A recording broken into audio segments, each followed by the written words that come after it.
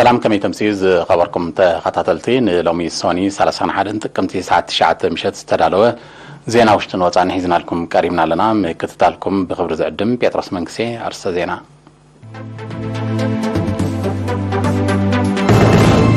لوم بستقبر مرمراتات حد زيقا بكورونا فيروس ملكافو كالرقاقت زنكرلو سلسة دمما تفانيهم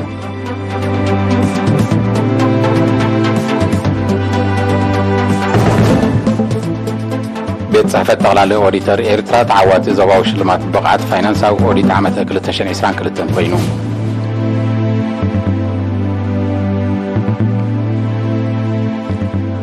أبي سميناو كيه بحري وفري كتابة منشرو كساد محصن معوات مدلاوات تصافيفون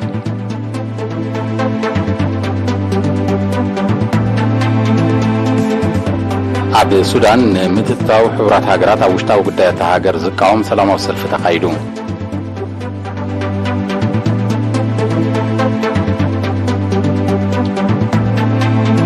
عبد ليبانوس استغست بوليتيكا وكلولاو مريسو كم زخرر تقاليهم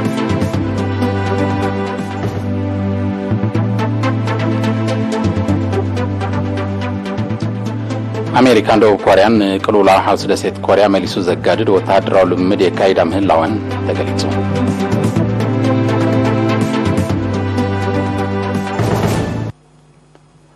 حبريتا كاب منستر تعنا لومي عب ممرمري معكل زوا معكل بستقبره ناي لاباراتور مرمراتات حد زيغا كاب معكل كتما بكورونا فيروس ملكافو ترغاغيصلو እዚ ከምዚል እንከሎ ኮሮና ቫይረስ ተረኺቦም ኣብ ዘዋ ማዕከል ክንክን ክግበረሎም ዝጸንሑ ሰለስተ ዜጋታት ሓዊዮም ተፋኒዮም ኣለዉ በዚ መሰረት ጠቕላላ ቁፅሪ ብኮሮና ቫይረስ ተለኽፉ ዜጋታት ክሳብ ሎሚ 10189 በፂሕሎ 10085 ካብዚኦም ሓዊዮም ዝተፋነዉ 103 ብመስተፈልዩ ሓደ ድማ ጌና ክንክን ዝግበረሉ ዘሎ እዮም ሚኒስትር ጥዕና 31 ጥቅምቲ 2022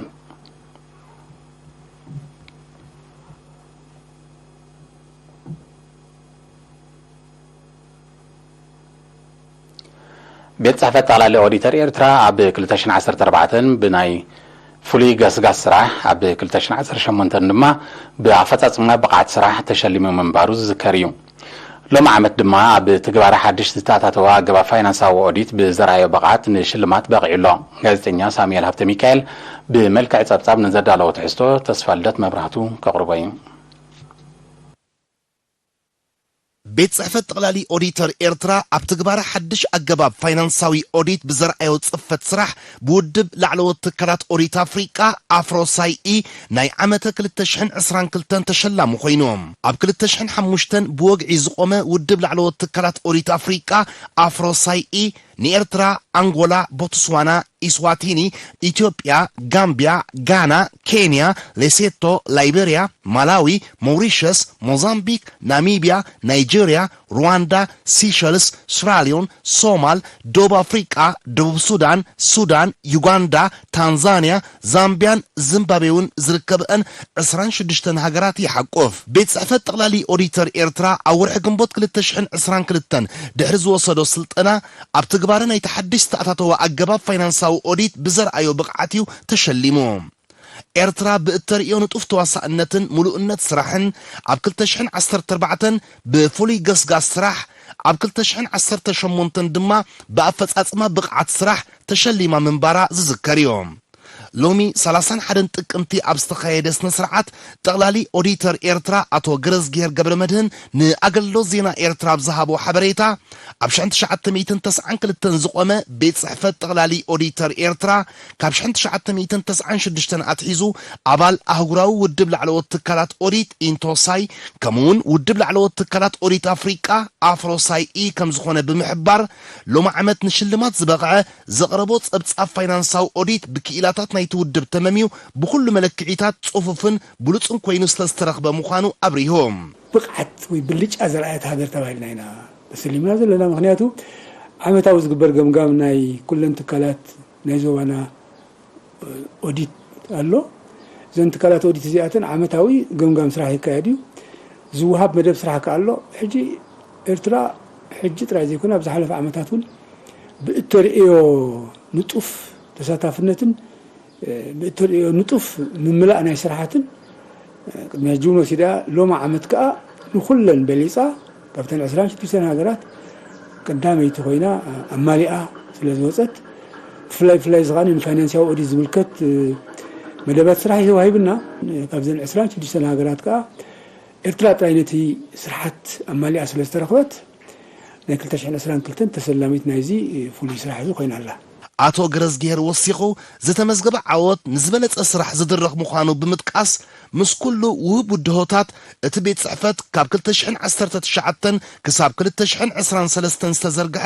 ስትራቴጂካዊ ውጥን ኣዳልዩ ዓመታዊ ገምጋም እናካየደ ይነጥፍ ከም ዘሎ ኣብዚ እዋን እዚ ድማ ካብ 2024 ክሳብ 2028 ዝዝርጋሕ ናይ ሳልሳይ ገጽ ስትራቴጂካዊ ውጥን ኣብ ምብግጋስ ከም ዝርከብ ኣፍሊጦም ዓወት ምጽብጻብ ጥራይ ዘይኮነ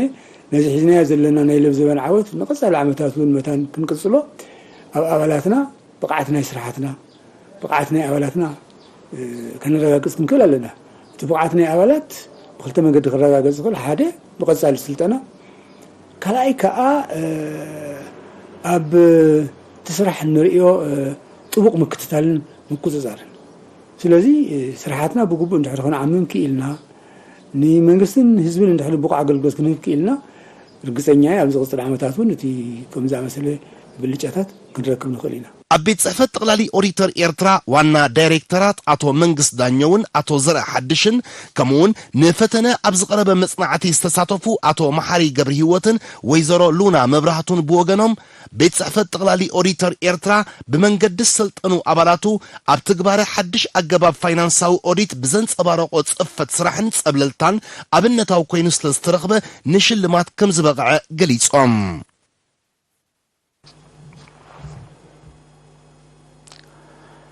بدرجة هاجر كاب 21 كساب 25 هدار زكايد وفري كتابة منشرو كساد مهتسن معوات بزباسي من أوقعه بحري نوز زباتات تفعبت النقفة قراران دفعان مدلوات كم تتصاففة تعبيرون ب 26 27 تقمتي اب كتما فعبت اب استغايدنا يسرح مشارك تتصاتفو ركب اب منستر عنا حلفي هاجراو مدب كتابة اتو تيدروس يحدقو اتي كاب 9 عامت نزعل مينا والزو هاب كتابت ناب قطراتن كتماتاتن بمعرم انتكباتح منغست زدل مدلوات غيرو خمزلو بمغلاص كلهم مشاركتي بحفشا من محداراتن هاجراويان محبراتن دما بفلاي تروم كعزو صويعون اتي كتابت كلتا غيزي كمزو وهاب زحبرا اتو تيدروس كالاي ابره دحر 6 ورعي سلازكايد اب قدما ابره استراي بلچاتات كعقب دخامات دما كرما زخاخيرون اب جنفر منستر عنا زباسي من اوقه بحري حلفي فريامنت سدرابيتن كومن اتو زدنگل غورغيس بوغنو اب كوميتيتات دهنت عدن حصانن زنطفو مياوين طعنا نتي وفري قدامنت كهبو تلابيوم تساتفتي نفس وقف انه زبا اب زقربتو تنسراح دحر زكايد وزته اب تغباريو بميات اصديقمو ام حدار انه زبا فعبتاتو احمد محمد نور رجب اب زسمع مزازم قال አቀማምጣ መሬትን ሰበኽ ሳግማው መናብሮን ኣብ ግምት ብምእታው ናይ ሓባር ጻዕርን ምዋሃድን አገዳሰ ከም ዝኾነ አግንዚቡ እቲ ኣብ 42 መምሕዳራት ከባቢን 89 ዓድታትን ዝካየድ ወፍሪ መካይንን መጽዓኛን ዘሳትፍ ምዃኑ ወኪል ኢሪና ሓቢሮም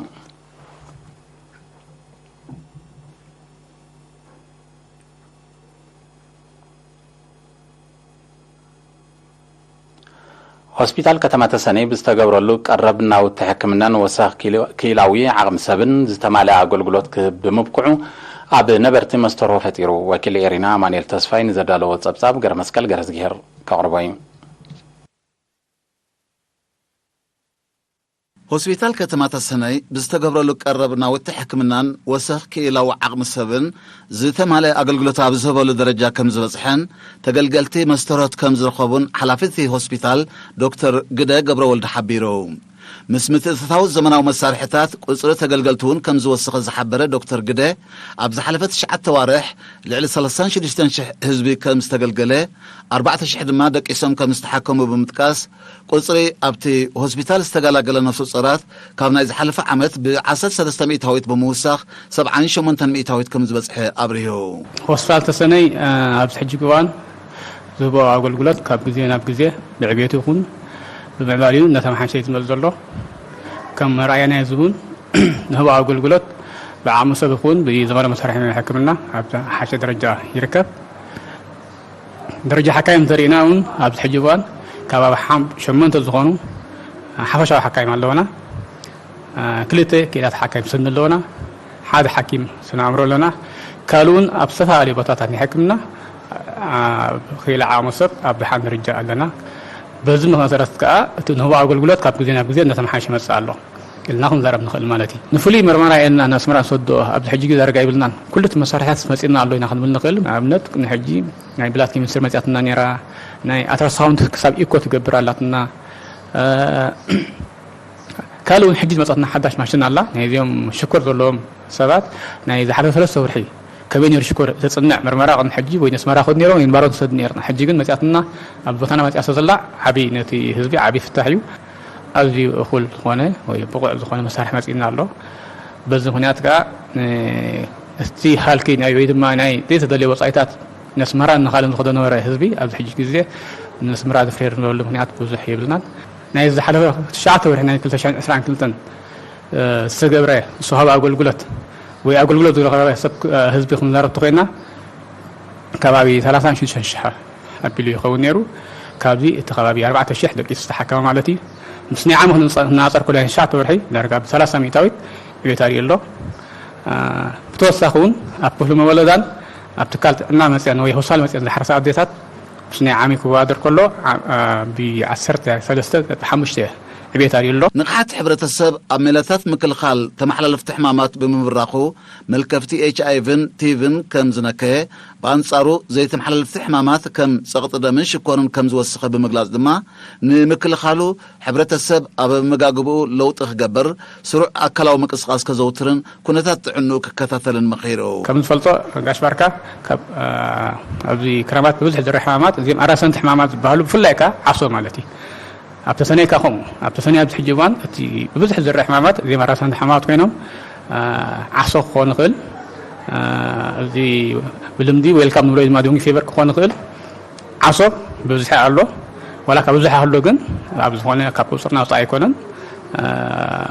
ግቡእ ሕክምና ግቡእ ክትትል ህዝቢ እውን ኣፍልጡ ኣብ ሕማም ዓሶ ኣብ ድሓን ደረጃ ስለ ዘሎ ኣብ ትሕቲ ቁፅጥር ዘሎ ግን ብብዝሒ ካብ ዝረአዩ ሕማማት ኣብዚ ሕጂ እዋን ካብቶም ኣሸገርቲ ወይ ድማ ብዙሕ ዝረአዩ ሕማማት ዓሶ ምዃኑ ክሕብር ፈቱ በዚ ኣጋጣሚ ከዓ ዝኾነ ሰብ ኣብዚ ከባቢና ዝርከብ ዝኾነ ሕማማት ናይ ዓሶ ረስኒ ክኾን ካልኦት ዝረአዩ ቀልጢፉ ሕክምና ገይሩ መድሃኒት ግቡእ ክወስድ ክላበደሉ ለዘበን ምስ ዝነበረ ህፁር ክራማት ተርእዮ ሕማም ዓሶን ካልኦት ኣራሰቲ ሕማማትን ብተዛማዲ ገኒኑ ከም ዘሎ ብምሕባር ድማ ህዝቢ ነቲ ልሙድ ኣገባባት ምክልኻል ከዘውትር ተሓሳሲቡ ክኢላ ራጅን ኮምፒተርን ኣቶ ተኽሊ ዝገብር ህይወት ብወገኑ ንጹርን ስሉጥን ውፅኢት ምርመራ ዝህብ ዘመናዊ መሳርሕታት ብምዕጣቖም ሞያውያንን ተገልገልትን ዝዓግብሉ ስራሕ ይሰላሰል ከም ዘሎ ኣረድዩ ክልተ ዓይነት ስራሓት ይሰርሕ ኣሎ ብዙ ግዜ ክፍሊ ራዲዮሎጂ ዲፓርትመንት ማለት እዩ ሓደ ኣገልግሎት ናይ ኤክስሬይ ይህብ በቲ ሓደ ኻኒ ኣገልግሎት ናይ ኣልትራሳውንድ ወይ ከዓ ብልምዲ ብህዝብና ኻኒ ናይ ኮምፒተር ኢሉ ዝገልጾ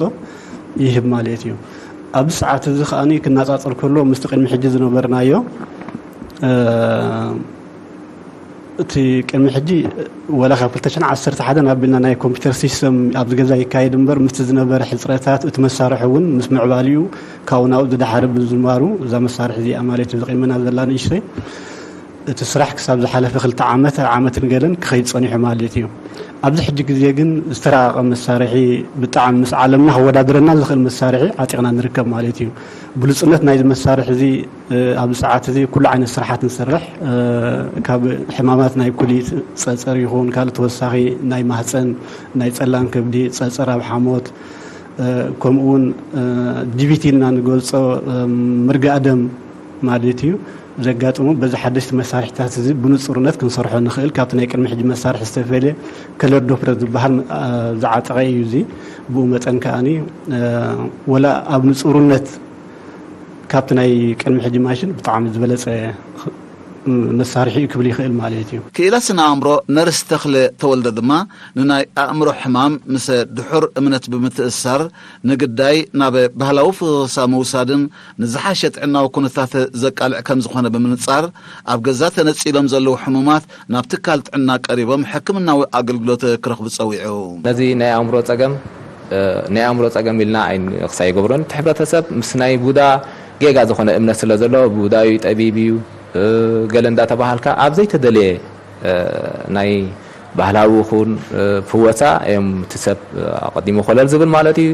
ኣደዳ ናይ ገንዘብ ክሳራን ናይ ግዜን ምስኮነ ከዓ መወዳእታ እዩ ተሽሙ ዝመጽእ ማለት እዩ ምክንያቱ እንታይ ዘርኤካ ከዓዚ ኣብቲ ከባቢ ይኹን ኣብቲ ሕብረተሰብናሲ እቲ ኣፍልጦ ትሑት ከም ዘሎ እዩ ደርኤና ማለት እዩ ሕጂ ብዝመጠንካ በቲ ንገብሮ ናይ ሄልዝ ኢዱኬሽን ይኹን ኣብቲ ናይ ከባቢ ይኹን ዋላ ኣብቲ ቤት ትምህርቲ ከይና ብንገብሮ ታሽሙ ከዓ እቲ ፍልጦ ከዓ እንዳዓበየ ስለ ዝኸይድ ዘሎ እቲ ሰብ እቲ ኣፍልጦ እንዳዓበየ ኣብ ዝኸደሉ ግዜ እቲ ናህና ታሽሙ ከዓ እንዳዓበየ ኸይድ ኣሎ ተገልገልቲ ኣብ ዝሃቦ ርእቶ ኣብቲ ሆስፒታል ብዘሎ እኹል ክኢላዊ ዓቕሚ ሰብን ዝተኣታተወ ዘመናዊ መሳርሕታትን ብቐረባ ዝተማልአ ኣገልግሎት ይረኽቡ ከም ዘለው እዚ ድማ ካብ ዘይተደልየ ወጻኢታትን ድኻምን ከም ዘትሓኖም ገሊጻ ኣብ 2018 ብሰንኪ ህቦብላ ዝተሓወሶ ዝናብ ዝዓነወ ገለ ክፋል ህንፃ ሆስፒታል ተሰነይ ንምጽጋን ብዝተወስደ ስጉምቲ እቲ ስራሕተስ ዓመታዊት ከም ዝተዛዘመ እቲ ዝረኸብናይ ሓበሬታ ብተወሳኺ ኣፍሊጡ ኤርትራውያን ነበርቲ ሊብያ ውዳቤታቶም ብምድልዳል ጃሞም ኣብ ልምዓታዊ መደባት ከም ዘበርክቱ ኣረጋጊጾም ካብቲ ቦታ ዝበፅሓና ጸብጻብ ኣሎ ዳናይት ገብሪ ህይወት ከተቕርባ እያ ኤርትራውያን ነበርቲ ሊብያ ውዳቤታቶምን ሓድነቶምን ብምድልዳል ኣብ ልምዓታዊ መደባት ሃገሮም እጃሞም ከም ዘበርክቱ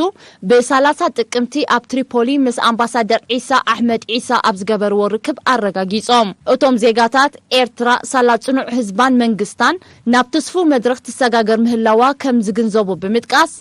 መንኮርኮር ልምዓትና ንምኹላፍ እንተዘይኮይኑ ድማ ንምዕንቃፍ ዝተገብሩን ዝቕጽሉ ዘለውን ጠቐናታትን ውዲታትን ንምብዳህ ኣበርክቶም ከም ዘዕዝዙ ገሊጾም ኣምባሳደር ዒሳ ብወገኑ መንግስቲ ኤርትራ ሰላም ዝሰፈኖ ሩህ ጎደቦ ብምፍጣር ሽርክነታዊ ልምዓትን ዘላቂ ማሕበራዊ ፍትሕን ንምርግጋጽ ዘካይዶ ዘሎ ዲፕሎማስያዊ ጻዕርን ገስጋሶን ከምኡውን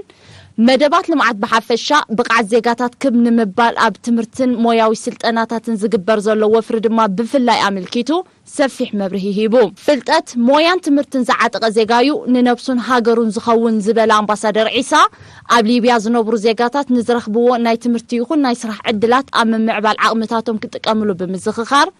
ማሕበረ ኮማዊ ንጥፈታቶም ንምድንፋዕ ደገፍን ምትሕብባርን ኤምባሲ ከም ዘይፍለዮም ኣረጋጊጹ እቶም ዜጋታት ኣብ መወዳእታ ተመሳሳሊ ርክባት ቀጻልነት ክህልዎ ብምልባው ኣምባሳደር ዒሳ ኣሕመድ ዒሳ ተንቀሳቃሲ ኣምባሳደር ኣብ ሊብያ ኮይኑ መምዛዙ ከም ዘሐጎሶም ገሊጾም ኣምባሳደር ኤርትራ ኣብ ሪፓብሊክ ሱዳን ኣቶ ዒሳ ኣሕመድ ዒሳ ተንቀሳቃሲ ኣምባሳደር ኣብ ሊብያ ብምዃን ብዕለት 29 ጥቅምቲ ወርቀ ስርሑ ንፕሬዝደንት መሐመድ አልመንፊ ከም ዘረከበ ዝዝከር እዩ ዝኸበርኩም ተኸታተልቲ ድሕሪ ዛ ሓጻር መሰጋገሪት ሓጉራዊ ዜናታት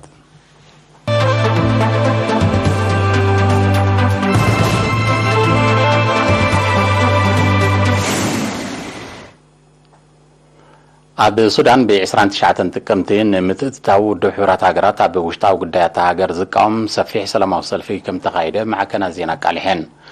بمسرة حبريتا شحات سلفنياتات عب غودناتات كتما خارتوم بموصا حورات هاغرات نتي عب هاغروم تفطير زلو كنتات نمهدا بزبل مخنيات زكايدو زلو طالقا بهوصت كوكوارصو صويام متزتاون نايت ودب نلالاونات هاغروم بالوتا زصل مخانيم توم سلفنياتات بتوسخ حبيرم عب زحلف سالستي عب ኢትዮጵያ ንግዳማው ምትታው ዝቃወም ሰላማዊ ሰልፍታት ከም ተኻይደ ዝከሪ ግዳማው ምትታው ካብ ቀንደ ጠንቅታት ጸጥታውን ወታደራውን ቅልውላዋት ኮይኑ ከም ዘሎ ጸብጸባት ይጠቅሱ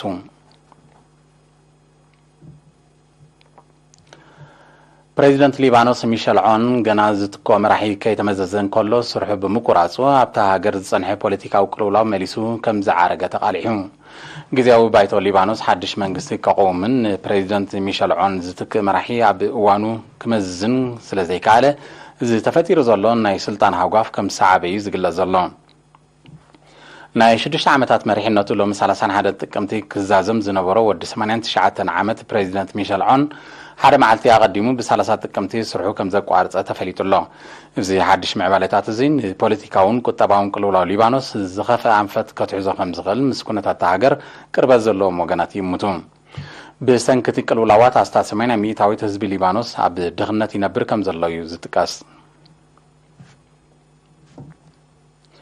ስጋት ሰሜን ኮርያ ከም ዘለዎን ዝገልጽ ኣሜሪካን ደቡብ ኮርያን ሎሚ 31 ጥቅምቲ ገዚፍ ልምድ ነፈርቲ ውግእ ጀሚረን ኣብዚ ክሳብ መወዳእታ ናይ ዝሰሙን እዚ ዝቕጽል ልምድ F35 ዝዓይነተን ዝተረቓቓ ዝርከበን ኣማይት ነፈርቲ ሳተፋ ምህላውን ተፈሊጡ እቲ ልምምድ ንሰሜን ኮርያ መልእኽቲ ንምትሕልላፍ ምዃኑ ዝተቐሱ ተንተንቲ ንቁልውላው ሓውሲ ደሴት ኮርያ መሊሱ ከኽርሮ ከም ዝኽእል ኣሚቶም ነቲ ልምድ ዝኾነ ኮርያ ሰሜን ኮርያ ቅሬታ መልሰ ግብሪ ክትህበሉ ምዃና ጠንቂቓላ ሰሜን ኮርያ ኒውክሌሳዊ ፈተነ ተካይደላ ሰሜን ኮርያ ኒውክሌሳዊ ፈተነ እንተካይዳ ኣብ ልዕልያ ስጉምቲ ከም ዝወስዳ ከጠንቀቓ ዝጸንሓ ኣሜሪካን ደቡብ ኮርያን ኣብዚ ዓመት እዚ ሓያሎ ወታደራዊ ልምምዳት ከም ዘካየዳ ይዝከር እዚ ተደጋጋሚ ልምምዳት ሰሜን ኮርያ ሉዓላውነታ ንምውሓስ ፈተነ ኒውክሌስ ከተካይድ ከየገድዳ ሓያሎ ወገናት ስጋቶም ይገልጹ ኣለዉ እዚ ከምዚ ኢሉ እንከሎ ኣብ ዞባ ኤስያ ፓሲፊክ ህላውያን ንምውሓስ ክትሰርሕ ዝጸንሐት ኣሜሪካ ኒውክሌር ክዋደደለን ዝኽእል ደብደብቲ ነፈርቲ ኣብ ግዛት ኣውስትራልያ ከም ተዋፍር ኣፍሊጣ እቲ መደብ ወታደራዊ ዝምድና ኣሜሪካን ኣውስትራልያን ምምዕባል ምዃኑ እኳ ይግለጽ እንተሎ ምትእትታው ኣሜሪካን እትቃወም ቻይና ከቆጥዕ ከም ዝኽእል ግና ይእመት ኣሜሪካ ኣብ ኤስያ ፓሲፊክ ትገብሮ ዘላ ወታደራዊ ምትእትታዋት ንጸጥታ ናይቲ ዞባ ኣብ ሓደጋ ከእትዎ ጀሚሩ ከም ዘሎ ጸብጻባት ይሕብሩ ቻይና መስርሕ ህንጸቱ ኣብ ኣጋ ምዝዛም ከም ዝበጽሐን ኣብ ዝገለጸቶ መደበር ጠፈር ንምርምር ዝሕግዝ ተወሳኺ ኣቑሑ ልኢኻ እቲ ኣቑሑ ኣብቲ መደበር ዝዋደድ ዘሎ ላቦራቶሪ ዘገልግል ምዃን እዮም ሰብ መዚ ማእከል ምርምር ጠፈር ቻይና ሓቢሮም ዘለዉ ኣቐዲማ ንተመሳሳሊ ኣገልግሎት ዝውዕሉ ኣቑሑ ዝሰደደት ቻይና እዚ ናይ ሕጂ ናይ መወዳእታ ምዃኑ ፍሊጥ ኣላ ጠፈራዊ ጽላት ንምምዕባል ብዕቱብ ትሰርሕ ከም ዘላ ትሕብር ቻይና ታህንጾ ዘላ ናይ ገዛእ ርእሳ መደበር ኣብዚ ዓመት እዚ ክዛዘም ምዃኑ እያ እትገልጽ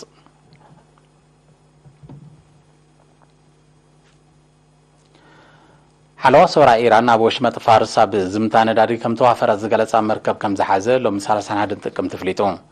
እታ ገናዋንነታ ዘይተረጋገጸ መርከብ ሚልዮናት ዶላር ዝዋጉ ነዳዲ ጽዒና ኣብ ትሕቲ ቁፅጥር ከም ዝኣተወት እዮም ኣዘዝቲ ሓለዋ ሰውራ ኢራን ገሊጾም ንዋንነት ናይታ መርከብን ዜግነት ሰራሕተኛታትን ብዝምልከት መርመራ ይካየድ ከም ዘሎ እቶም ኣዘዝቲ ብተወሳኺ ረድዮም ሓለዋ ሰውራ ኢራን ከም ኣካልቲ ጸጥታ ወሽመጥ ፋርስ ንምርጋጽ ዘካየዶ ዘሎ ምንቅስቓስ ኣብ ዝሓለፈ ወርሒ ነሓሰ ኣብ ተመሳሳሊ ንጥፈታት ከም ተዋፈረ ዝገለጸ መርከብ ከም ዝሓዘ ምሕባሩ ይዝከር ብዘይካዚ ሓለዋ ሰውራ ኢራን ኣብ ዝሓለፈ ወርሒ ሰነ ብዘካየዶ ስርሒት ዝዓበየ ናይ ቀርሰና መርከብ ኣብ ትሕቲ ቁፅጥር ከም ዘእተወ ገሊጹ እዩ ሓለዋ ሰውራ ኢራን ኣብ ወሽመጥ ፋርስ ዝካየድ ዘይሕጋዊ ምንቅስቓሳት መራኸቢ ንምግታእ ብመጥቃዕቲ ዝተሰነየ ስርሒት ከካየድ ከም ዝኽእል እዩ ዘጠንቅቕ ዘሎ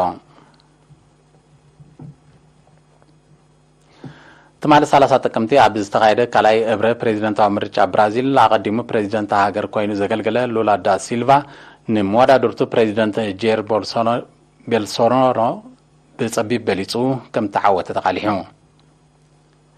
ሃገራዊ ኮሚሽን ምርጫ ብራዚል ኣብ ዝሃቦ ሓበሬታ ሉላ ዳ ሲልቫ 50.9 ሚእታዊት ድምፂ ክረክብ እንከሎ ጄር ቦልሶናሮ ድማ 49.1 ድምፂ ይረኺቡ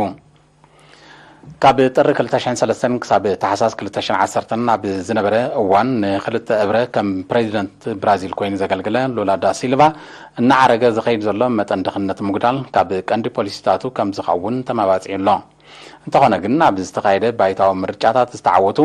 መብዛሕትኦም ኣባላት ናይቲ ብፕሬዚደንት ጄር ቦልሶናሮ ዝምራሕ ፖለቲካዊ ሰልፊ ብምዃኖም ፕሬዚደንት ሉላ ዝሓንፅፆ ፖሊሲታት ኣብ ትገባሪ ፀገማት ከጋጥሞ ከም ዝኽእል ምስቲ ሃገር ቅርበት ዘሎም ተንተንቲ ይሕብሩ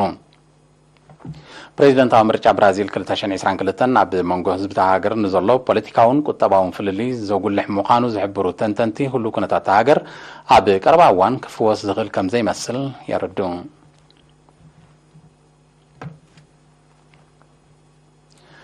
ኣብ ክፍለ ሃገር ጉጃራት ህንዲ ትማሊ 30 ጥቅምቲ ብዘጋጠመ ሓደጋ ምፍራስ መሳግራ ኣጋር ድልድል ልዕሊ 130 ሰባት ከም ዝሞቱ ንሰመዚ ጥዕናታ ሃገር ብምጥቃስ ማዕከናት ዜና ቃልሐን በቲ ሓደጋ ዳሃዮም ንዝጠፈ 10 ሰባት ናይ ምንዳይ መስርሕ ቀፂሉ ከም ዘሎ ዝገለጹ ሰመዚ ሲቪላዊ ድሕነት ህንዲ ቁፅሪ ሞታት ክዛይድ ከም ዝኽእል ኣሚቶም ኣለዉ ጠንቂ ናይቲ ኣብቲ ከባቢ ንዝርከብ ፈለግ ንምስጋር ዘገልግል ዝነበረ ተንጠልጣሊ ድልድል ልዕሊ ዓቐን ክብደት ክኸውን ከም ዝኽእል እዮም እቶም ሰብ ስልጣን ብተወሳኺ ዝሕብሩ ዛጊት ኣባላት ሓይልታት ባሕርን ኣየርን ህንዲ ብዘሳተፈ ስርሒት ልዕሊ 177 ሰባት ብሂወት ከም ዝደሓኑ ተፈሊጡ እቲ 230 ሜትሮ ዝንውሓቱ ድልድል ኣብ መበል 19 ክፍለ ዘመን ዝተሃንፀ ኮይኑ ድሕሪ ዝተኻየደሉን ምሕዳስ ኣብ ዝሓለፈ ሰሙን ንኣገልግሎት ከም ዝተኸፍተ እዩ ዝሕበር መንግስቲ ዲሞክራሲያዊት ሪፐብሊክ ኮንጎ ኣምባሳደር ሩዋንዳ ኣብ ውሽጢ 48 ሰዓታት ካብ ሃገሩ ክወፅእ ኣዚዙ መንግስቲ ዲሞክራሲያዊት ሪፐብሊክ ኮንጎ ነዚ ስጉምቲ ዝወሰደ ኣብ ምብራቃዊ ወሰናስን ሃገሩ ኣብ መንጎ ሰራዊት መንግስትን ዕጡቕ ሓይሊ M23 ዝካየድ ዕጥቃዊ ግጭት ብዝሓየለ ቀፂሉሉ ኣብ ዘሎ እዋን እዩ ኣብቲ ዕጥቃዊ ግጭት ዕጡቕ ሓይሊ M23 ክልተ ከተማታት ከም ተቆጻጸረ እዩ ዝግለጽ ዘሎ መንግስቲ ዲሞክራሲያዊት ሪፐብሊክ ኮንጎ መንግስቲ ሩዋንዳ ነቲ ዕጡቕ ሓይሊ ደገፍ ከም ትገብረሉ ብተደጋጋሚ ክኸስስ ጸኒሑ እዩ ጸብጻባት ሕብራት ሃገራት በቲ ዕጡቕ ግጭት ንህይወቶም በቲ ዕጥቃዊ ግጭት ንህይወቶም ዝሰጉ ልዕሊ 40,000 ዜጋታት ዲሞክራሲያዊት ሪፐብሊክ ኮንጎ ኣብ ዝሓለፈ ሰሙን ኣደዳ ምምዝባልን ስደትን ከም ዝኾኑ ፍሊጡ ካብ ዝሓለፈ 29 ጥቅምቲ ጀሚሩ ኣብ ከባቢ ርእሰ ከተማ ዞባ ሰሜናዊ ኪቩ ዝኾነት ከተማ ጎማ ከቢድ ተባሂሉ ዝተገልጸ ዕጥቃዊ ግጭት ይካየድ ከም ዘሎ ወታደራዊ ጸብጻባት የነጽሩ ዝኸበርኩም ተኸታተልቲ ዜና ንምፍጻም ማርሳቱ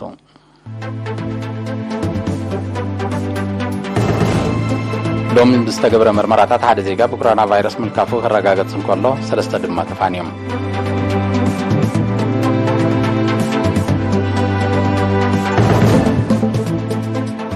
ቤት ጽሕፈት ጠቕላላ ኦዲተር ኤርትራ ተዓዋቲ ዞባዊ ሽልማት ብቕዓት ፋይናንሳዊ ኦዲት ዓመት 2022 ኮይኑ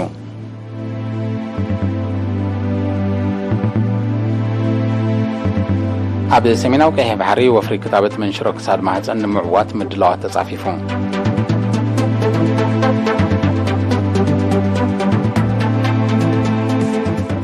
ኣብ ሱዳን ንምትእትታዊ ሕብራት ሃገራት ኣብ ውሽጣዊ ጉዳያት ሃገር ዝቃወም ሰላማዊ ሰልፊ ተኻይዱ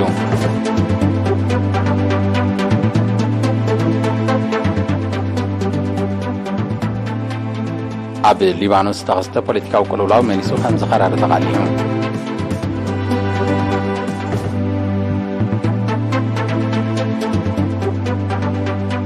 ኣሜሪካን ደቡብ ኮርያን ንቅልውላው ሓውሲ ደሴት ኮርያ መሊሱ ዘጋድድ ወታደራዊ ልምምድ የካይዳ ምህላዋን ተገሊጹ